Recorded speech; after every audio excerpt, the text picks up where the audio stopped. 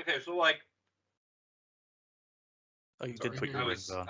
Yeah, you gotta get over the fact that you put a bunch of food in your mouth before you started recording an intro. Yeah. Ben comes on and goes, "Oh, I gotta go put my rings on. I also have to make food. I haven't eaten food all day." Oh no, I came on. In a panic, I go, Chris, is Jay here? And Chris goes, no. I'm like, okay, good, because I was playing Halo today with Mr. Mishap, and hi, Mr. Mishap. I wasn't getting. Shouts out to Mr. Mishap. I wasn't getting Discord notifications for some reason. Friend of the show, Mr. Mishap. So Mr. Mishap goes, oh, so like, how long are you gonna be on today? I'm like, I could be on pretty much all day. I just gotta double check when I'm recording. And I look, and I was like, oh, I gotta go right now. He's like, right now? And I'm like, yeah, right now.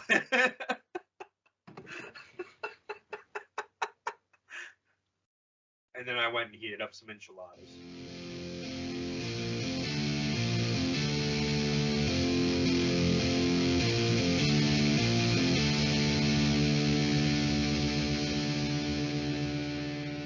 Hello and welcome to Star Wars Every Week Forever, the podcast in which we watch one Star Wars movie every week forever. This week, The Last Jedi.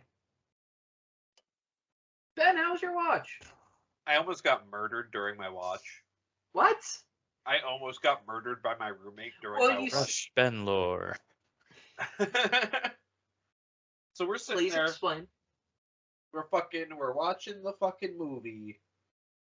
And we're at the end when the base is getting attacked, and they have the miniature Death Star because we need it. And the part where Rose intercepts Finn, and they crash and they kiss, and then she like passes out. My roommate thought Rose died, and she was starting to get very upset because she like fell in love with Rose while we were watching. So she's like, no, and it's a good like 15 minutes till we see her on screen again. So the whole time she's like, Ben, she can't be dead. She can't be dead. And I didn't know how to say anything. So when she's like, when Finn's like, oh, I need a med pack, she's like, so Rose is okay? So you let me go through that whole fucking emotional roller coaster and Rose was okay? Honestly, she might as well have died there, considering how little she's in Rise of Skywalker. That's true. We're going to go back to that point in a second. Chris, how was your watch? Sucked. Horrible.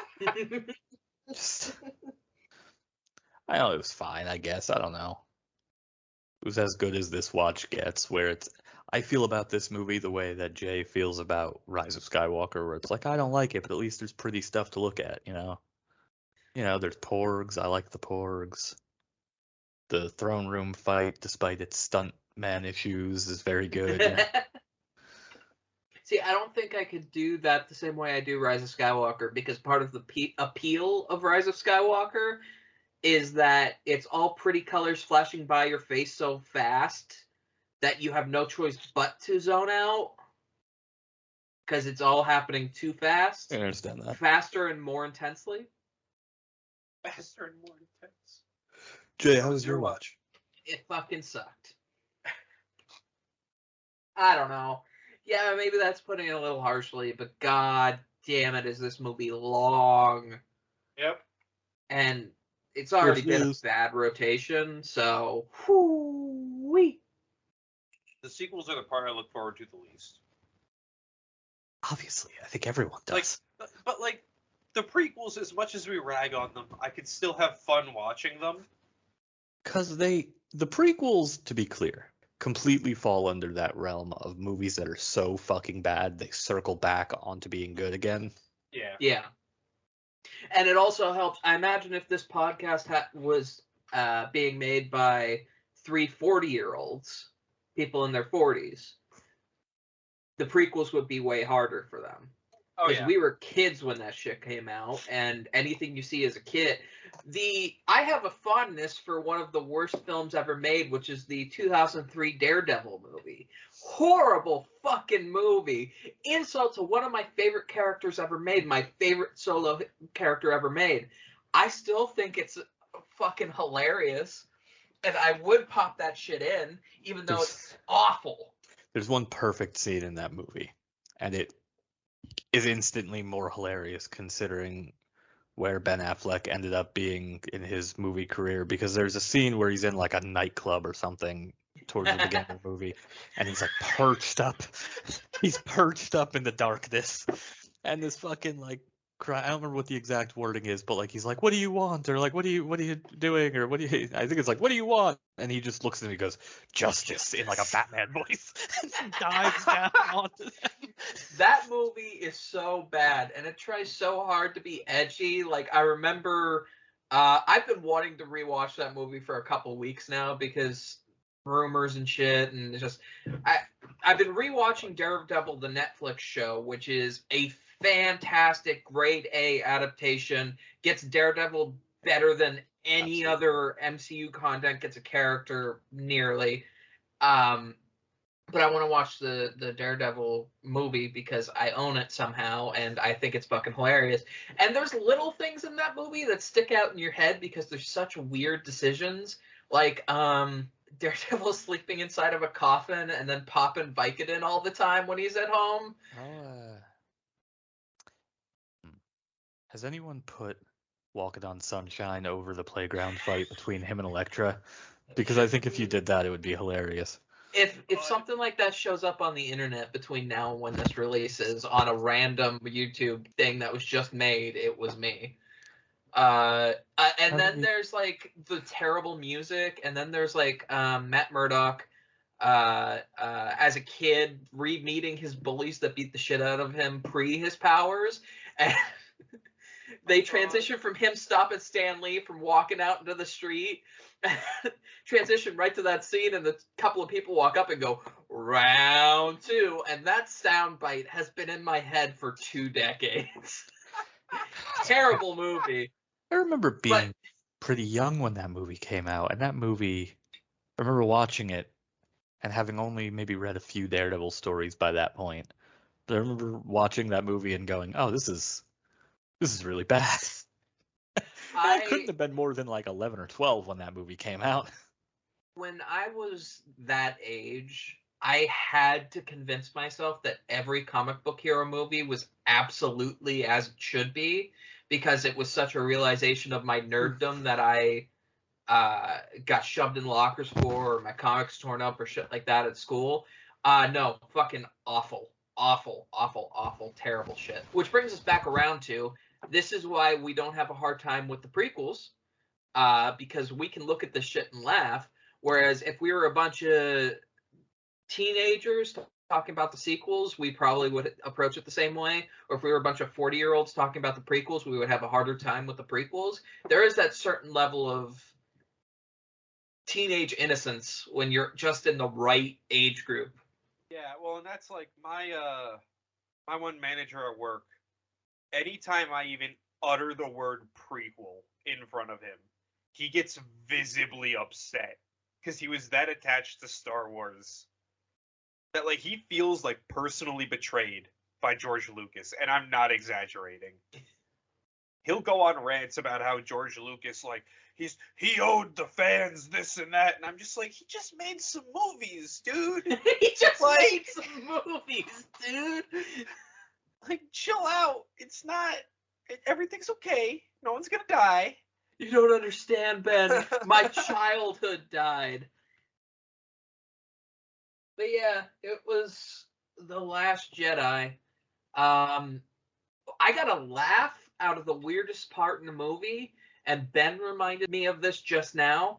The Rose scene, which we all like Rose a lot. We all think this scene is silly too, where Rose saves Finn's life when he's very clearly making a heroic sacrifice. So that scene happens. And then Rose is like injured, and Finn picks her up, and she says the line. It's like, Chemical love line. Yeah, it's the saving what we love line. I want to say it specifically because you have to understand why I laugh. This is how we win, not by fighting what we hate, but by saving what we love. Yep, that's it. And then there's the scene with the Death Star tech bullshit cannon just smacking into the fucking door that holds the only hope of the rebellion left and just carving through it. So it's her saying this bullshit line about, hey, I stopped you because we're not just going to do this thing we hate even though you're making a heroic sacrifice. I saved your life because I love you and I don't hate them more than I love you. And that's how we win. Meanwhile, the laser goes off and it hits the door, and that's the last hope. Like, they just lost. And I got a laugh out of that this time. Just like, that's really macabre and hilarious in a very dark way. That's one thing Star Wars does really well, generally, I think. Is like kind of that. I don't know that anyone else would view it as humor other than us, because we're just nihilistic at this point and fucking destroyed emotionally. We've watched nearly every movie 9 times in the last 3 years. I mean, taking Star Wars out of the equation, we're still those people. Yeah, I was like that for this podcast. I'm not gonna lie. But no, Star Wars is very good at that, of doing like that emotional moment and then butt punch, you know.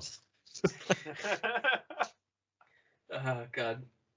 Yeah, this has been the rotation of me laughing at things that I've never ever laughed at before.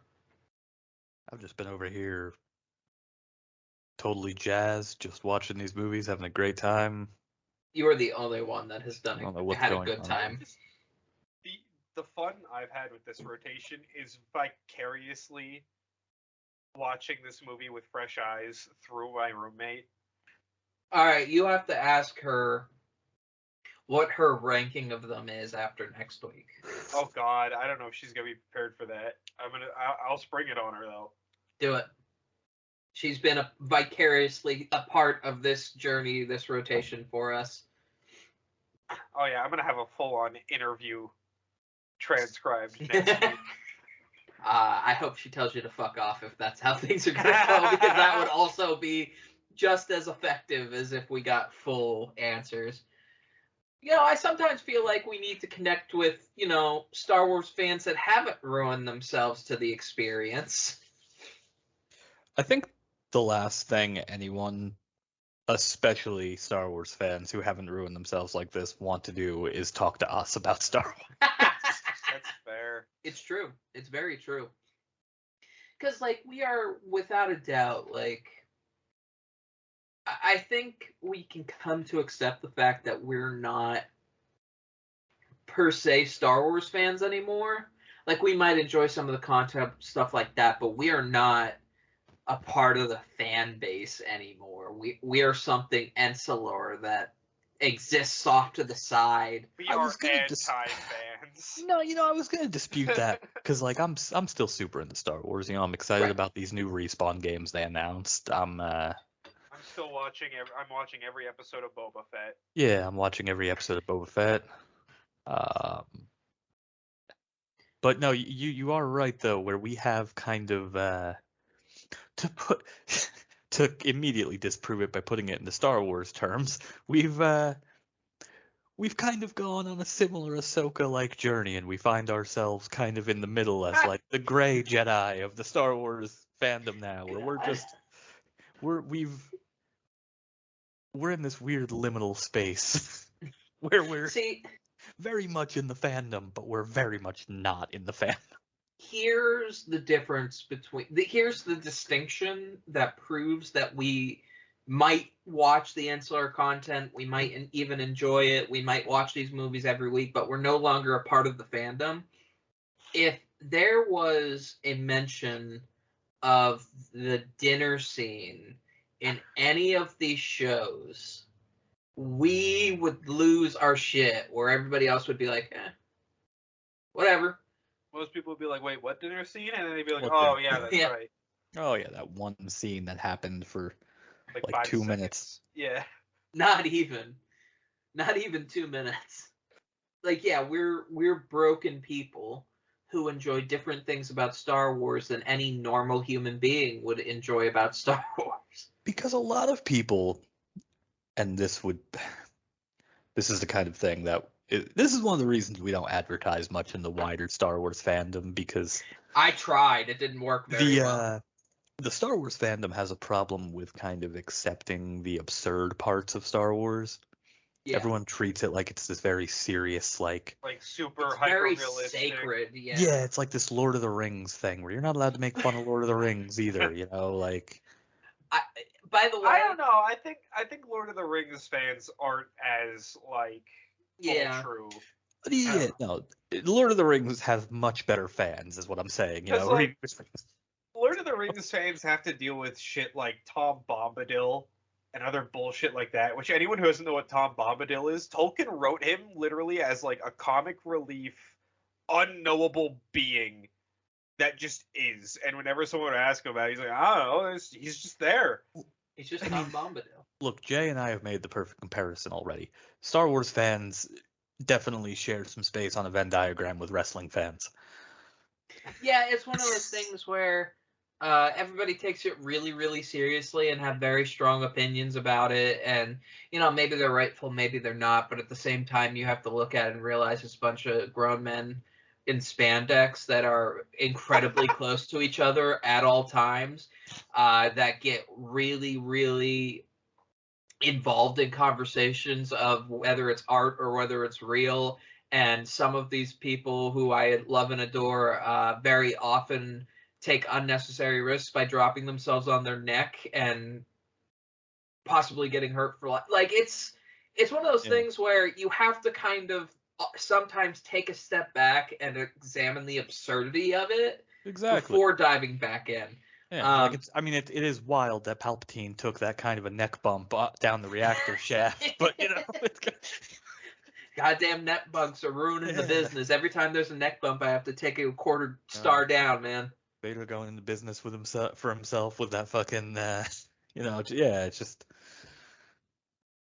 oh god. I mean, like, because that's what we've done on this podcast at this point, is watching these movies repeatedly has rotted our brains to the point where we boil everything down to its most absurd moments, because that's what keeps it fun at this point. And people aren't willing to do that. I have never once, and that's why I brought it up with such like enthusiasm when I first brought it up with the fucking dinner scene. How has it been this many decades since that movie came out? I've never once seen.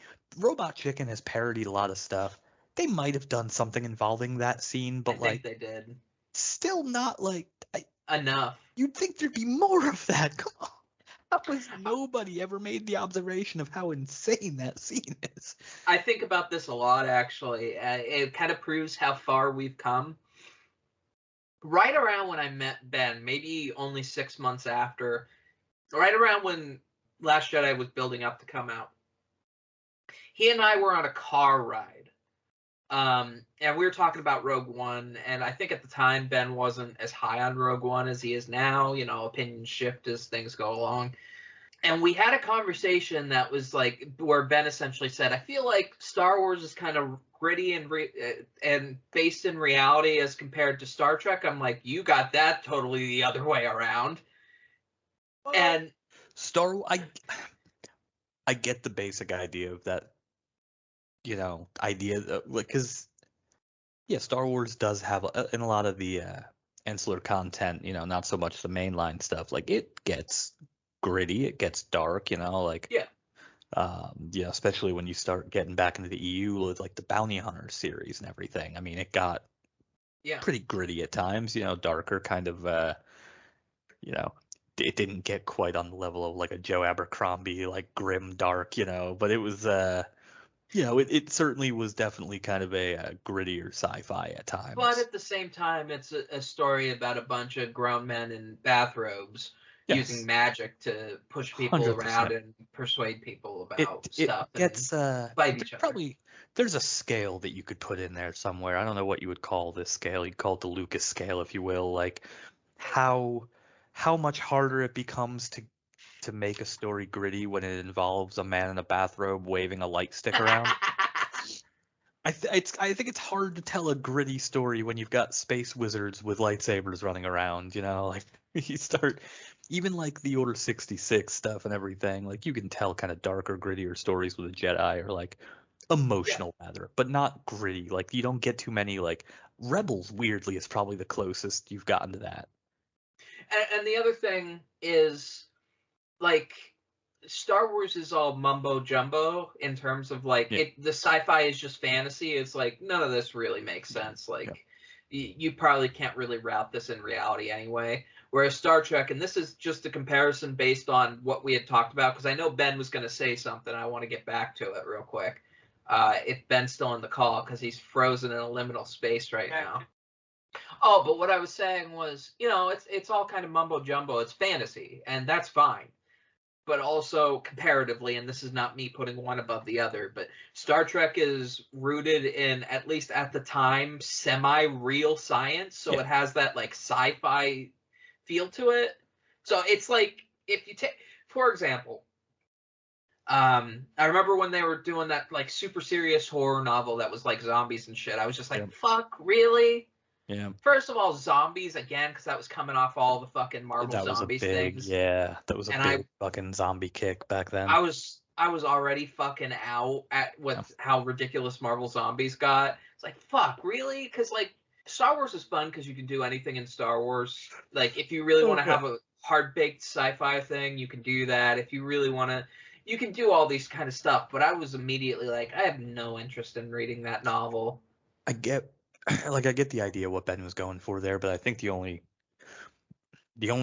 thing you can really make that comparison with Star Trek at this point, because Star Trek definitely leaned more towards that kind of more realistic sci-fi approach. Like the only comparison I can think to make, if you want like a darker, grittier version of that, essentially would be The Expanse.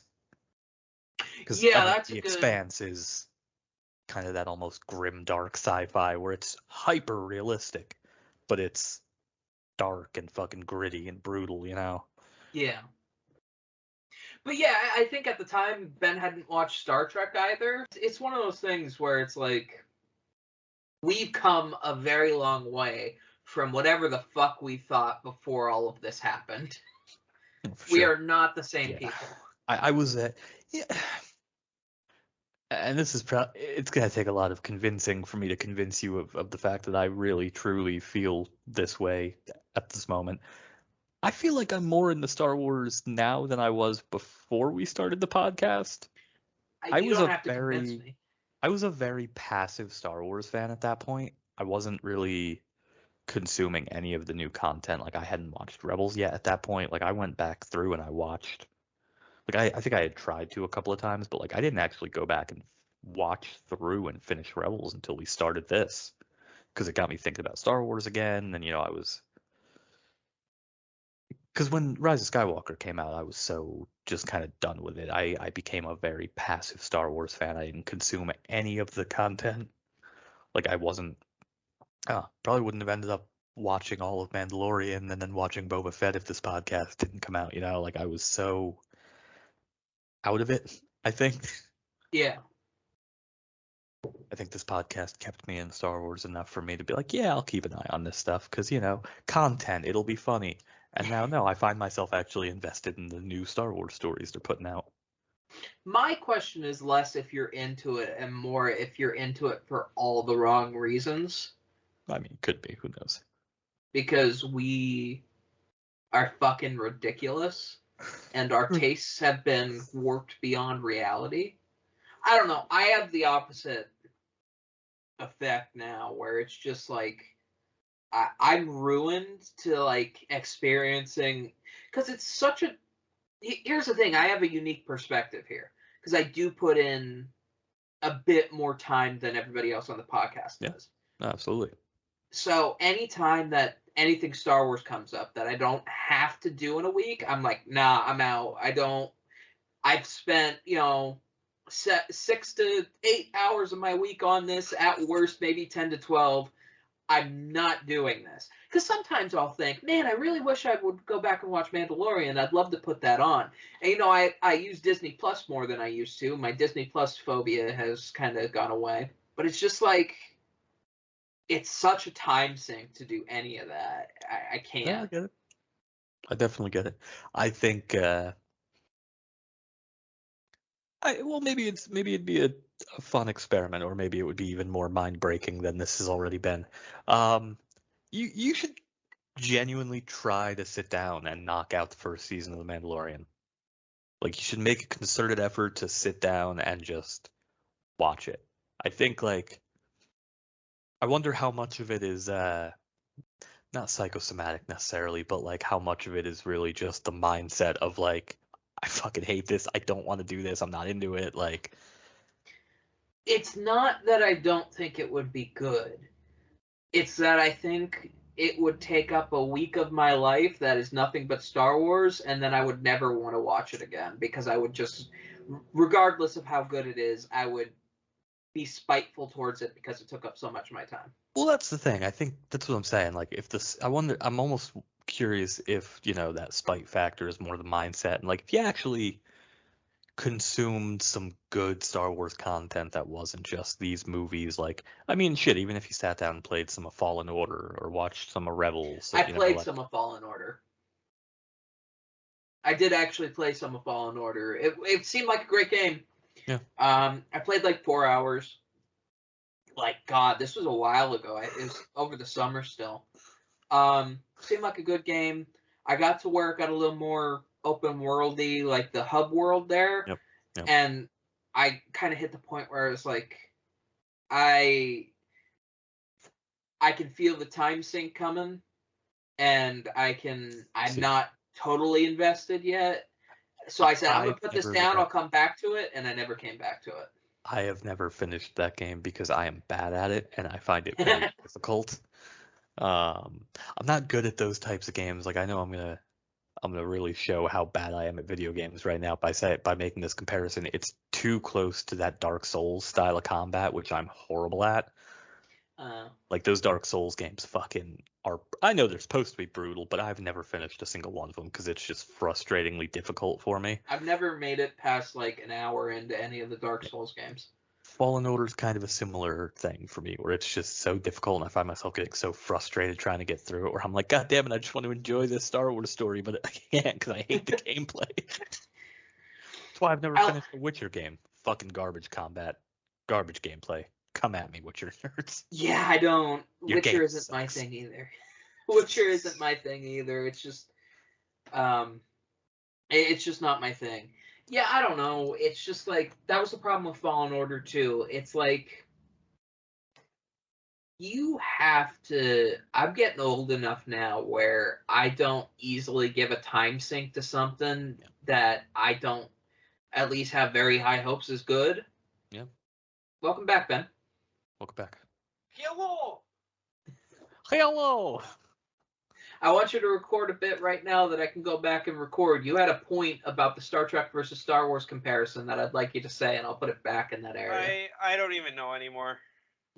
I'm trying this thing. I was trying to convince Jay, like, maybe it's more mind over matter. Maybe you're dreading the whole consuming more Star Wars content, so it's like a self-defeating thing, like maybe if you sit down and try to, watch Mandalorian or, consume some Star Wars content, you'll realize like, oh, I don't hate Star Wars. I just hate the process of watching these movies. Yeah, because like for me, it's turned into just fuck these movies, not so much fuck the franchise. Like I can still like read the books or like play the games or like watch the shows, and it doesn't faze me nearly at all. Whereas the actual process of watching the movies is the part that I can't stand. Which is fair, and I mean, in Jay's defense of me, I guess, because I'm the one presenting this argument. But in Jay's defense to myself, I definitely get the perspective because, like, like she said, she does spend more time on the podcast per week than we do, with the editing and all that. And like, so yeah, I get that Star Wars is already definitely a huge time sink. So like, I do understand the perspective of like, yeah, no, I understand why she doesn't necessarily want to consume Star Wars content because yeah, there is already a huge Star Wars dedicated chunk there. Yeah, for her specifically. Yeah. So I definitely get the perspective, but my only question is like, well, maybe if you started consuming this other content and enjoy it, it wouldn't be viewed as a time sink necessarily because you're consuming something you enjoy, this is how I approach it at this point. I see it as like work, kind of. It's not that I don't I don't see the podcast as work, but it's kind of like that thing where I'm kind of big on not monetizing your hobbies. Like I'm not a big fan of the very idea of it. I know Chris is pitched doing a D&D podcast, and I've been like, nah, I have no interest in doing that. That's a hobby for me. I would hate to put it out there. There's a channel that I really enjoy on YouTube, and I can't for the life of me remember their name right now, and I apologize for that. But they do like a live D&D, like a live play D&D show, but they also do like just a podcast where they just kind of talk about D&D in general and like stuff like that. That was kind of always more what I was thinking. Yeah. Like, yeah, doing like an actual D&D show could be fun, but no, I totally get the whole not monetizing your hobby thing. I definitely feel that, you know. If you are required to do a hobby, Yeah, often enough, it's no longer a hobby. Yeah, so it's eventually it crosses that threshold of like, I'm not doing this because I love it anymore. I'm doing this because I need to live. So, you know, average Star Wars movie is 2 to 2.5 hours. So that's 2.5 hours of my week, plus, you know, 6 to 10 hours of editing because I'm very slow and I have terrible ADHD, so it takes longer. Also, yes, you might have noticed I've scaled pretty far back on the YouTube stuff. It's just, it's time restraints at this point. I apologize it hasn't for really that. become economical to do the intensive stuff, right? Yeah, it's just not economical, but you'll still see stuff in there because, as you can tell, based on almost every episode having something, I can't entirely help myself. But yeah, it's like 4 to 10 hours of doing that, depending on the episode, plus recording the podcast, which is an hour. It's kind of like that's like nearly 3/4 of a day of your life every single week. So I might enjoy it. Sometimes I get jazzed and think about doing it. Sometimes I think about books and I'm like, maybe I'll read that. And every time, including when I played Fallen Order, I would sit down and I'd be like, I'd really rather be doing something that is not Star Wars right now. Like, I was interested in the world building in Fallen Order, but it just, it couldn't keep me. Like, no, I get it. My mind wanders. I'm almost wondering, because it's the one I know you'll watch, at least a little bit of. I'm wondering if Obi-Wan will be the saving grace. I will definitely I'm almost watch wondering if Obi-Wan Kenobi is your only hope at this point when it comes to... Kill me. Christopher. Yes. So to talk about The Last Jedi. I would rather talk about 2003's Daredevil, if I'm being honest. How do we justify doing an episode about 2003's Daredevil? I think we spent at least 5 minutes talking about 2003's Daredevil on this episode, so I think we've allotted the amount of time we can into it at this point. 2003's Daredevil is so horribly good. Is it 2003? I don't even know if it was 2003. It's 2003's Ben Affleck shoved in just the shiniest Daredevil suit you'll ever see. And Kevin Smith is just the coroner. Because Kevin Smith recommended Ben Affleck for... We can't talk about... Jon Favreau plays... God, who... Isn't Jon Favreau in that movie? Is he Foggy? Yeah, actually, you're right. He is Foggy. Because the reason why Daredevil 2003 Daredevil 2003 came up in my brain was because someone made a joke that Foggy Nelson and Happy Hogan should meet each other in Doctor Strange, Masters of the Multiverse, and that's why I've been thinking about watching it again. We lost Ben. Yeah, we lost Ben. Can we just title this episode the one in which Ben appears in infrequently?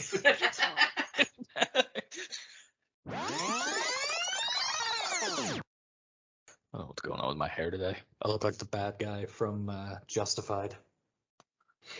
I look like Boyd. We should just start talking about comic crossovers again. Quite a full Cody Johnston, but we're getting there. You're getting there. You're not far off. I don't know what's going on with me today. I look like if Thanos, instead of collecting the Infinity Stones, just became like the final boss of Hot Topic.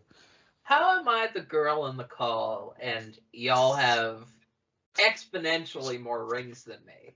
Just How we doing, Ben? Just because we're better at Sonic than you, Jay.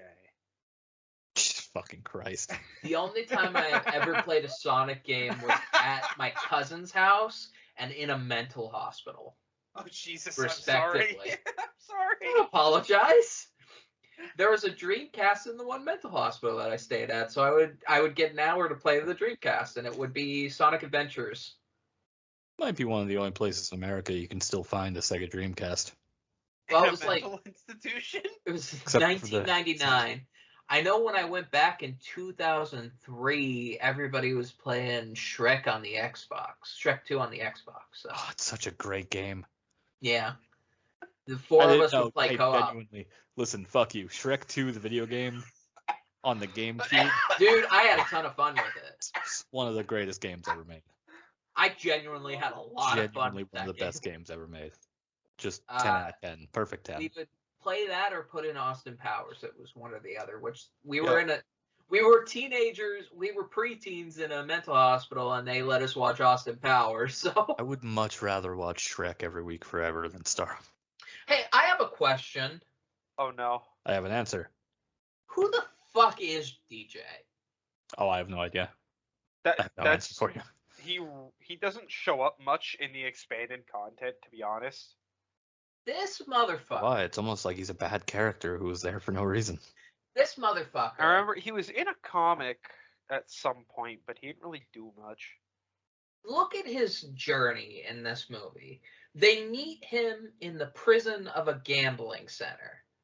He leaves it on his own will, so obviously it was just like he's been in 1,000 drunk tanks. He gets cornered by the guards. He's immediately like, I don't want to fight. And then BB-8 becomes a machine gun with gold coins. He steals a ship, so he was randomly knows We probably every don't talk weapon. about that enough. What? BB-8 turning into a machine gun with coins. I put the video of it in a YouTube copy. I feel like we've talked about it quite a bit. So he steals a weapon dealer's ship, which seems like a big jump for someone who didn't even want to fight a guard. He can hack into the most secure fucking ship on the entire First Order military. The probably at the time most advanced ship produced in the galaxy. And then he just disappears after getting paid by the Empire and never comes back. Now, I know the obvious answer. They tried to undo everything they did in Last Jedi and Rise of Skywalker, and that's why we don't know who the fuck he is. But still, like, with what little we know about him, who the fuck is this guy?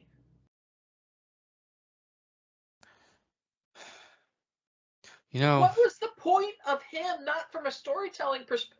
Like, Jay, you can't start pulling threads on this B story because there was no point to this whole fucking side story anyway. That's the problem with this fucking movie. It's got a subpar A plot. It's got a fucking B plot that means nothing. Okay, I like the A plot. The A plot to me is the shit going on the Rebel ship. Oh yeah, it's pretty The subpar. B plot is Rey on wherever the fuck with Luke. And then the C plot. The stuff we like about this movie is, you know what, you're right. That really is the B plot because that shit's out of the way like an hour 10 into the movie. And it's like, I have to watch the rest of an hour and 20 more minutes of this fucking movie. I felt that this time. Which, by the way, going from fucking, Yoda says the thing that's like, we are what they grow beyond, and then immediately cutting to the fucking, going from that to right back to the listen to order subplot is such fucking just like, once you start to like experience it enough, it's such like fucking slap to both sides of the face. It's like, here's one part of what you're being told, that, you know, pupils are meant to grow past their masters or whatever the fuck. Meanwhile, here's the plot where this fucking lady is fucking Jesus Christ, who cannot be questioned. Who cannot be questioned on her decisions, that you have to obey entirely because she knows a plan and you should not question it. Against just the very idea of Star Wars as a whole, Yeah. by the way, you know. And it's confusing even in the context of this movie. Like, everything with Luke and Rey, all of that subplot is about your mentors being like people. Like, they're meet people, your heroes. Never meet your hero. Like, they're people that have their own problems and make their own mistakes. And then everything else in the fucking movie, like even the Finn and Rose subplot to an extent, is like everything is kind of like you have to question everybody. Everyone are people. They make mistakes, but the entire Poe fucking plot goes against everything else. I don't know why I'm firing up here. I thought I was past this point. I really thought this was the trilogy I was past this point. But I get it. I get what you're saying. With the entire rest of the fucking movie. Well, you're exactly right. Star Wars seems to have a problem with not being able to decide if they want their heroes to be deeply flawed and relatable or fucking absolutely infallible. Like, they can't. They've not been able to rectify that with themselves at this point, I don't think. You know,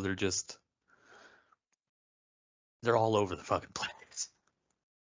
It's like, I don't know why I just started firing up, but it's like, you make Rogue One, which is such like, if you want to put it in terms of like Star Wars continuity or even like Star Wars it's the best terminology or whatever, like Rogue One has such a strong rebellion message, you know, like a strong.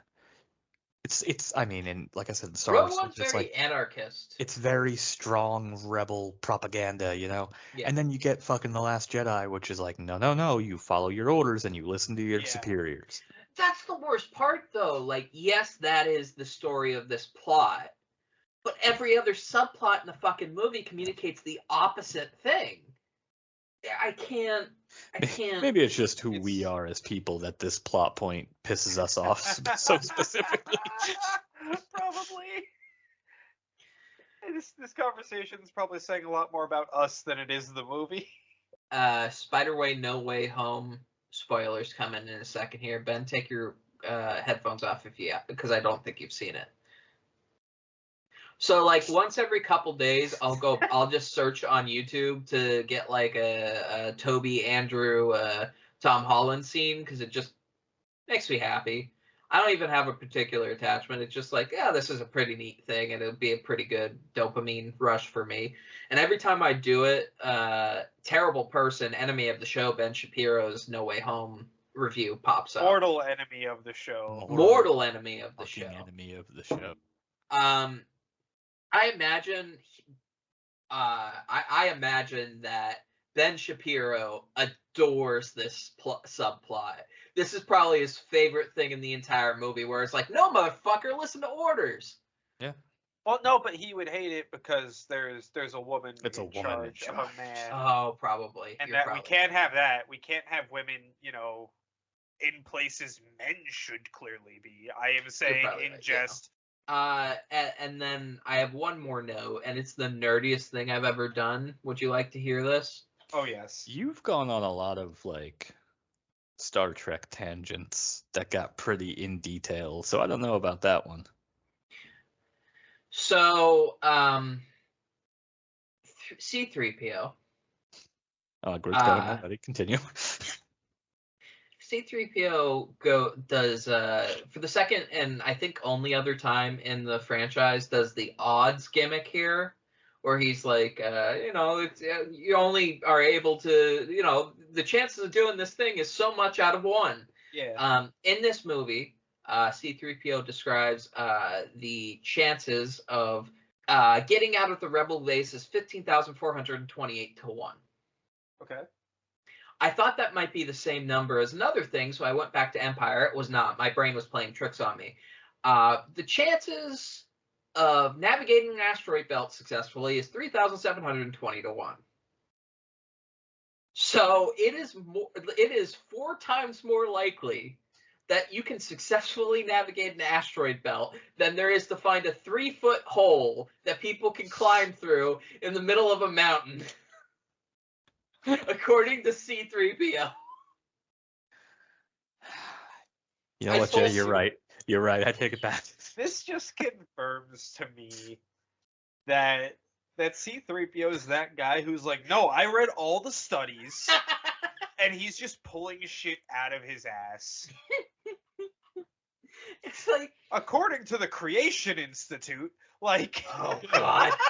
Yeah, C-3PO's like, Finn's like, look, we can just find a hole to crawl out of, and C-3PO's like, no, you don't understand. Holes are a lie, and they've been Holes are told to you government to lie. control The you. only holes that exist are asteroid belt holes that Yeah. you can escape through. I Yes. mean, it's still Because one in asteroids are very 3,500 real. We know that, yes. things that do not exist. Holes. Holes don't exist. They just don't Cheap exist. application. Open your eyes. 15,428 to find a fucking hole in a mountain compared to Jay, 3,720 to Jay, this 1 is- for a. This Yes. Is this is so sadly a great point, and I'm so upset about it. Like, could Ryan Johnson not fucking look at the Empire Strikes Back scene before making a reference to it? No, because I don't think anyone ever thought to do that except for you. You're right. My brain is ruined. You're right. But, like, Ryan Johnson and J.J. Abrams, other than George Lucas, are the only people, I think, on the planet that have spent the amount of time with Star Wars that we have now. More, obviously, but, like, Yeah. that came off really gatekeepy. You should not trust anything No, that I comes get out what of you our mouth. I get what you were going for, because if you put it in mathematic terms, and this is going to get really sad for a second. If you put it in mathematic terms, we have probably realistically consumed more hours of Star Wars than most people. I'm not going to say everyone. Most people, Most absolutely. In terms of, like, Spotify listeners or, like, iTunes listeners, we're in, like, the top 5% of people that listen to an artist. It's just we're in the top 5% of people that watch fucking Star Wars. Ben, are you still with us? No. No. Can we talk about Daredevil 2003? I would love to. You remember that time when Kevin Smith was in Daredevil 2003 and he just ate a hoagie over a dead body while he was telling Discount Ben Urich about who plays Ben Urich in that movie? That's a good question. Who does play Ben Urich in that movie? Because You he just did insulted him weirdly greatly. well. Joe Pantoliano. I don't know who the fuck that is. I also don't know. I'm gonna take a wild guess that he's Italian. No. But I do really, really, really want to go back and watch Daredevil 2003. I also really want to go back and watch Daredevil 2003. What did you say about Daredevil 2003? I want to hear all your thoughts about Daredevil 2003. Oh, I was trying to realistically think about, like, casting, like, who Ben Affleck would work for in the MCU, because I feel like it's only a matter of time before that's the thing that happens. If they're doing what they're reportedly doing all over the place, for all we fucking know, he'll show up as Daredevil. Yeah. It might be Daredevil. Nicolas Cage. If Nicolas Cage just appears as Ghost Rider, I will fucking jump up out of my I'll seat. lose it. I will jump up out of my seat. Another bad, great movie. Look, I can't really bitch. I can't bitch about literally anything Marvel does. They're giving me a Moon Knight show, so I'm really hoping that's good. I am not incredibly diverse in Moon Knight, but I feel like of all of the characters I've never read a solo comic of, I've read the most Moon Knight in crossovers because of the Marvel Knights runs in the 90s and 2000s. So, like, I always meant to get into Moon Knight, but it was just like it never presented You gotta itself read for me. the I think it's '08 relaunch. I'm deep in the woods right now rereading the mainline Daredevil, and for some reason Spider-Man comics, because I never read most of the like beginning to end Spider-Man comics. I just had like this select knowledge of like certain parts of runs and shit like that. So, and then this is like the fourth time that I've read Daredevil from like beginning to like 85. So I'm trying to push past that. And I read like every 95 to 2002 Daredevil comic ever made. Anyway, Star Wars Congratulations. fucking sucks. And let me Repeat. tell you why. So, Star Wars fucking sucks because a long time ago, this In a galaxy far, motherfucker, far away. this motherfucker named George Lucas was like, all right, I'm gonna make this movie out of like fucking the shit I have in my garage. And he fucking did it. And everyone was like, yo, that's a cool movie. And he was like, sweet.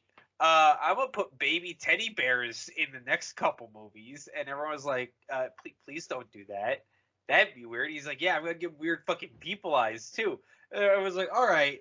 And then so he finishes the last of the trilogy, and he's like, I'm gonna make 3 more. And everyone's like, cool. The last 3 went well. I mean, the last one was a little weird, but they went well. And it was all of a sudden he's just like, hey, by the way, I'm just gonna throw CGI puke all over the screen. And everyone's like, don't do that. And he's like, hey, remember those 3 that I made before they were no likes? And they're like, George, no. And he's like, hey, there's CGI all over these now too. And he's like, you know what? I don't really care about this anymore. Here you go, Disney.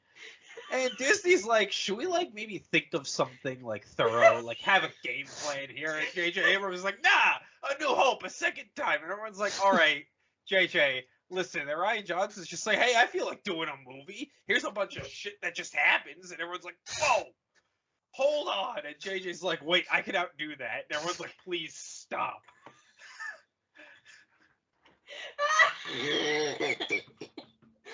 It should be noted, if you noticed on this episode, there was a lot of cutting around because Ben's internet died like 3 times, and he just comes back fucking firing up. We just with all watched. of the anger that he had. That was a full fucking mental breakdown. Are you all right there, bud?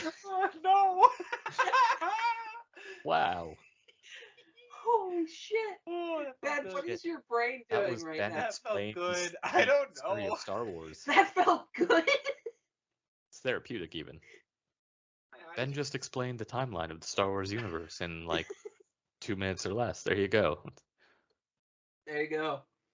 That can be a Good. solo video about how Star Wars works. Yeah. God. Well, I know what I'm putting up as a TikTok.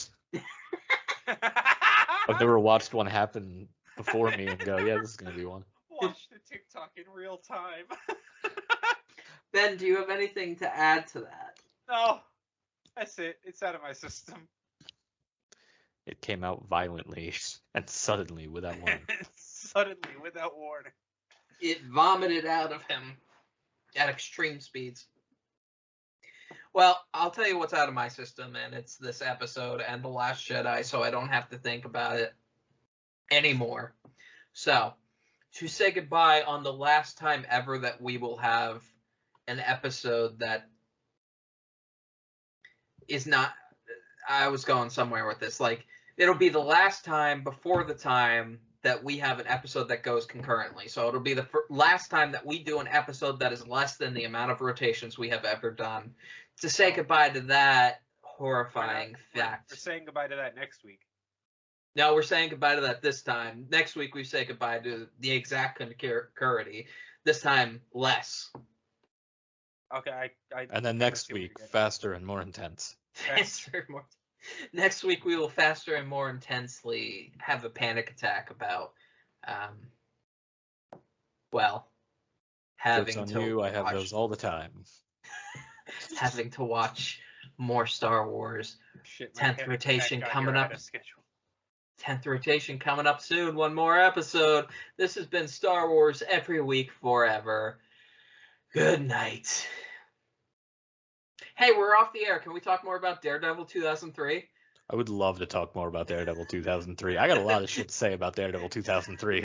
Let's talk more about Daredevil 2003. Hey, if you enjoyed us, thought we were funny, like our content, or just really love our suffering and want to hear more of it, we're available all over the place and release episodes every Wednesday around 12 Eastern Standard Time. You can find us on Spotify, Amazon Music, TuneIn, Player FM, iHeartRadio, Google Podcasts, and in a unique format over on YouTube that our fans seem to dig. You can join in on the conversation over on Twitter as well, at SWEWF. We're quite active and love to hear from our fans. Sincerely, though, we appreciate you taking the time out of your day to spend with us on this car crash of a ride.